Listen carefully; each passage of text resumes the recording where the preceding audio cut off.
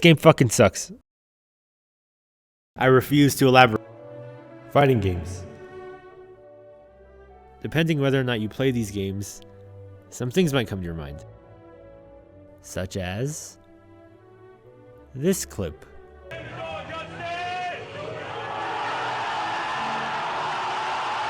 Or this gentleman. Your life literally is as valuable as a summer ant. I'm just gonna stump you, you're gonna keep coming back, I'm gonna seal up all my cracks, you're gonna keep coming back. Your life is nothing. You serve zero purpose. You should. Or maybe it's something a lot more personal. Maybe it's something that, isn't just a video on the internet. Maybe it was your friend who always kicked your ass whenever you fought him. Or maybe you joined a tournament one time and it was just the experience you had watching and playing other matches. Whether you've played them or not, if you're still watching, you most likely have an interest in it. And so have I, which is why I want to talk about the first fighting game I ever played and my experience from that, which was Guilty Gear Strive. Because holy hell, dude, I may have developed a problem. When I was 17 and I wasn't eating boogers or shitting my pants, I was probably hanging out with one of my friends.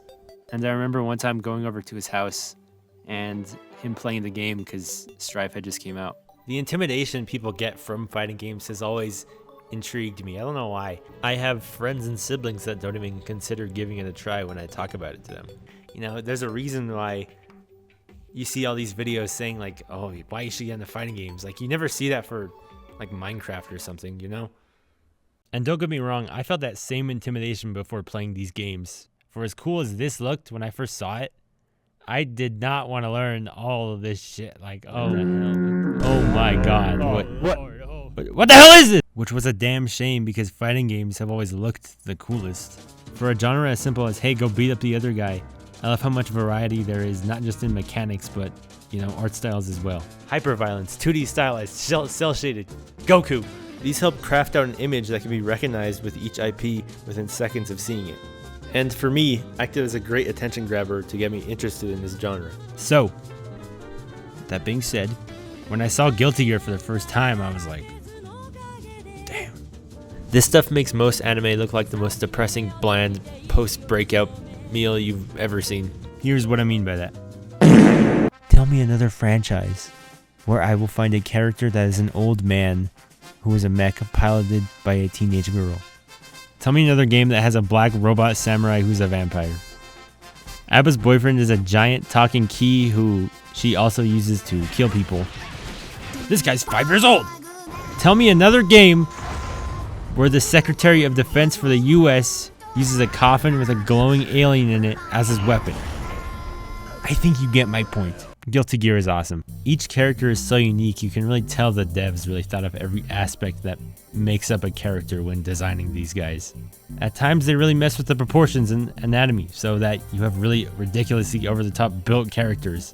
Or maybe they'll make them look malnourished and skinny, but ridiculously tall, so it has this more creepy, disturbing vibe.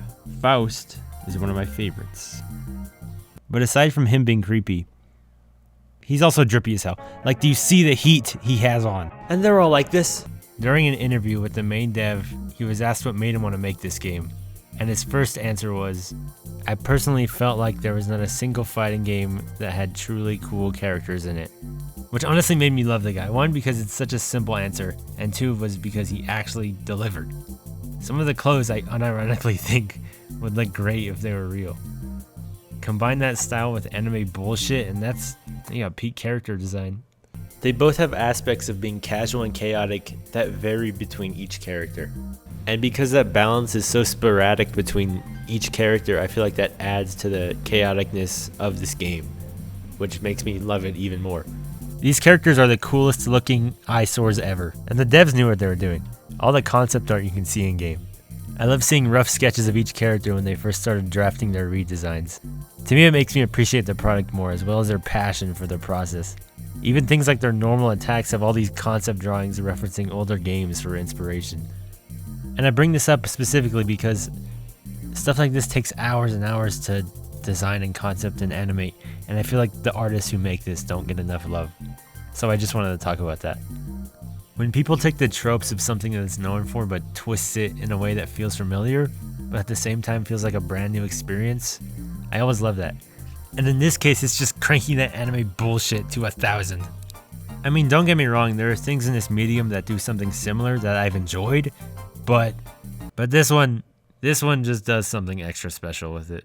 And here's one that's the most unbelievable of all. It says, kill your friends guilt-free. Wee!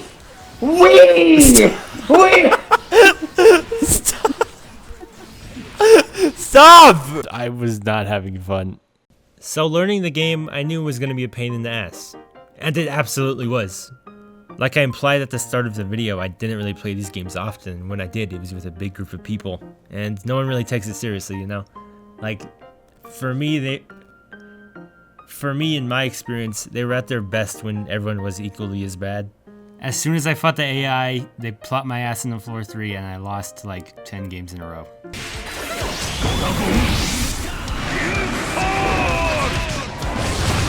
Like, how the hell do they expect you to memorize all these moves as well as other mechanics that seemed equally intimidating? Roman cancels confuse me. Why does this person have a bubble when they block? What is the tension meter? What is this? I don't know. How do I block crouch standing up? Block super evil habit. All things that I said to myself, and all things that I slowly picked up along the way. One of my favorite things about these games is that, for the most part, it's entirely up to you if you win or lose, which for me causes a lot more self-reflection. At first, it's small stuff like learning that blocking low, which is just crouching while blocking, is a really safe option until you eventually get hit with an overhead. And through that, you learn things can counter when you block low. And over time, you become more familiar with which moves are which. So now when you block moves, you're constantly looking out for lows and overheads to know which block to use. It creates this thrilling edge of your seat feeling at times, because if you mess up, it could possibly cost the game for you. So you wait for an opening, and once you see it, you use one of the moves that you've been subconsciously getting better and more familiar with the more games you play. And it gets to the point where you eventually just start winning games. And I know this isn't that impressive, but that gradual learning process was genuinely one of the most satisfying feelings I've felt while playing a video game in a long time.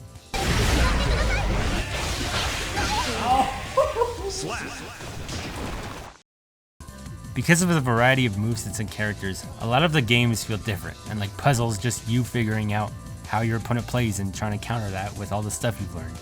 It's a really satisfying loop that reminds me of some of my other favorite games. Each mechanic has a purpose that you have to figure out when and where to use at which time. Or you could just like mash all the buttons.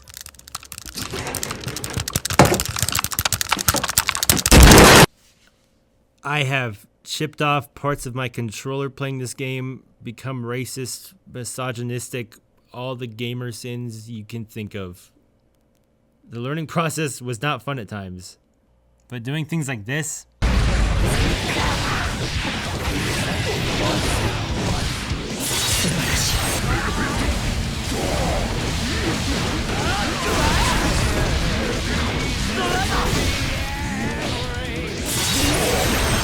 it's the best, man. That's all I gotta say.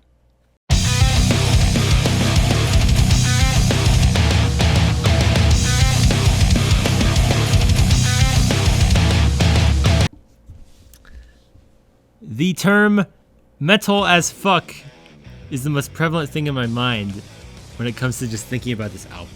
And I'm gonna call it album because this is just too good to be an OST, man. My favorite way and the coolest way I heard someone describe these songs was a YouTube comment I saw on Melia's theme that said, I feel like the direction of everything in this game was, what would this character's theme be if they were a final boss? And I'm using this comment because I genuinely don't think I could come up with a better description than that. So thank you, John, MKL.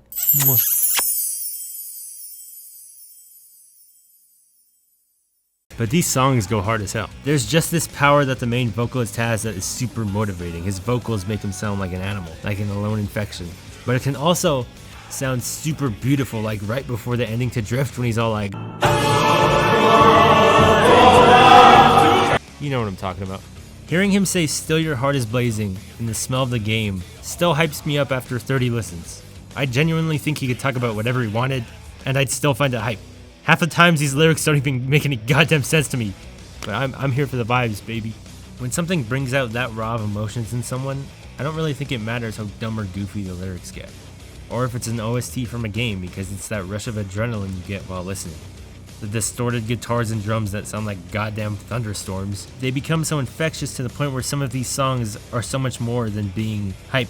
These lyrics at times have made me reflect on myself, as strange as it sounds. They're so over the top to the point where they actually get an emotional reaction out of me, which is interesting and weird. The fucking OST, the stuff that's basically just supposed to be background music, takes the main spotlight at times.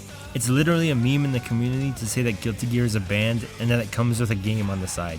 Look at any Reddit thread about the music or just the comments in that Donkey video. I swear every time they announce a character, I swear half the people are just talking about the song. It's like they watched the trailer with their eyes closed and just only heard the music.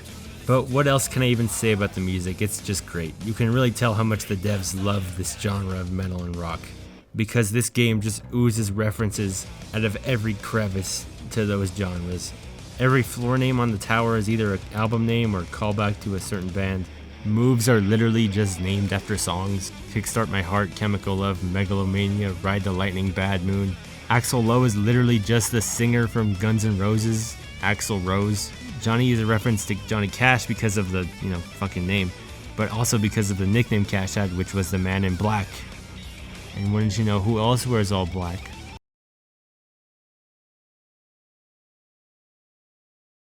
Every game ends with the announcer saying Slash, which is the name of the lead guitarist from Guns N' Roses.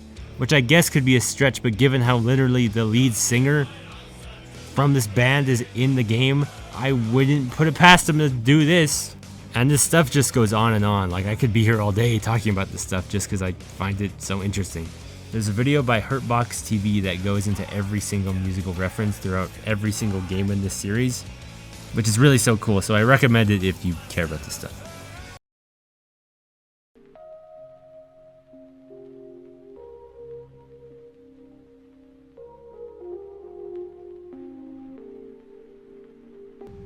Guilty Gear is almost this really random combination between a very specific genre of metal and rock music and fighting games and anime.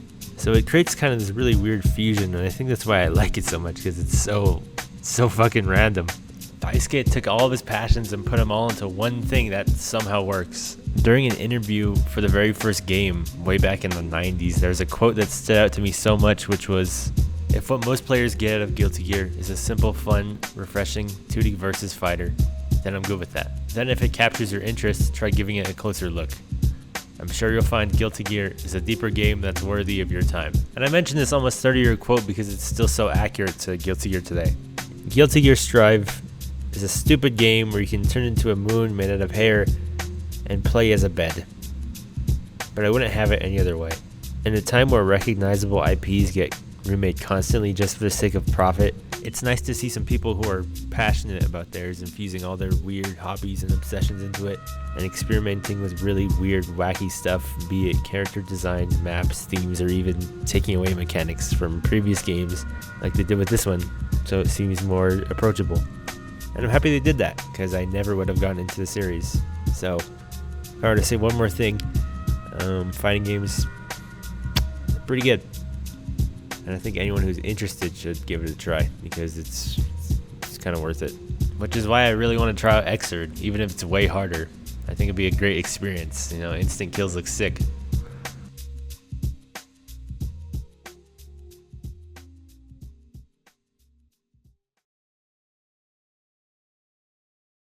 Oh yeah, the story mode.